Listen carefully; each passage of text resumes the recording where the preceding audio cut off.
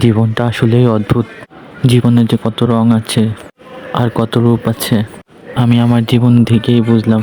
আসলে একটা কথা বলেন তো, যখন একটা ছেলে বিয়ে করে ফেলে তখন কি সেই ছেলেটা আসলে পরিবার থেকে দূরে সরে যায়?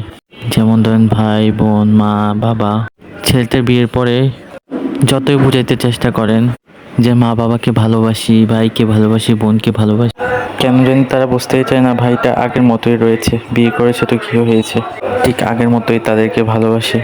এটা ঠিক তার পরিবারের জন্যই সময় দিতে পারে না, সময় মতো দেখা সাক্ষাৎ করতে পারে না, কিন্তু ভালোবাসা বিন্দু পরিমাণও কমে যায় না। আজও বোনের কষ্ট শুনলে মন কাঁদে, ভাইয়ের কষ্ট শুনলে মন কাঁদে, মন চায় কিছু করতে। এই কথাটা কেন জানি কেউ বুঝতেই চায় না। তখন এই মানুষটা কিভাবে বোঝাবে? কেউ তাদের বোঝা উচিত তার একটা ছোট্ট পরিবার আছে, সেই পরিবারের জন্য আমাদের সাথে একটু সময় দিতে পারে না। যখন ভাইটি আনমেরিড থাকে তখন তার কাছে অপুরন্ত সময় থাকে সময় কাটানোর জন্য বোনদের সাথে, ভাইদের সাথে। বিয়ের পরে সামান্য পরিমাণ তো পার্থক্য চলেই আসে, কারণ তারও আলাদা করে একটা পরিবার হয় ছোট্ট, যে পরিবারে পর্যাপ্ত সময় দিতে হয়। এটা কেন জানি বুঝতেই চায় না মানুষ। সবগুলোই হলো আপন মানুষ, ভালোবাসার মানুষ, কাছের মানুষ। তো যাই হোক, আসসালামু আলাইকুম সবাইকে। সবাই কেমন আছেন?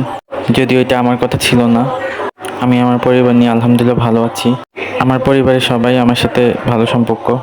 আমার বোন, আমার কোনো ভাই নেই। এটা শুধু একটা গল্প ছিল। আমি ভালো আছি আলহামদুলিল্লাহ, আপনাদের সবাই ভালোবাসায়। দয়া করে এভাবে পার্থক্য খুঁজবেন না। সবাই সবাইকে ভালোবাসে, পরিবারের জন্য একটু একটু আলাদা হয়ে যেতে। দিন শেষে সবাই সবার কাছের মানুষ, আপন মানুষ।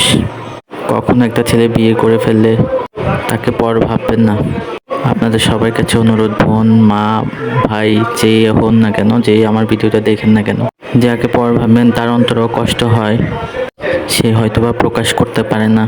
তো আমার কাছে শেয়ার করছে, সেজন্য আমি ভিডিওর মাধ্যমে কথাগুলো আপনাদের সাথে শেয়ার করলাম। আপনারা দয়া করে ভেদভাব করবেন না।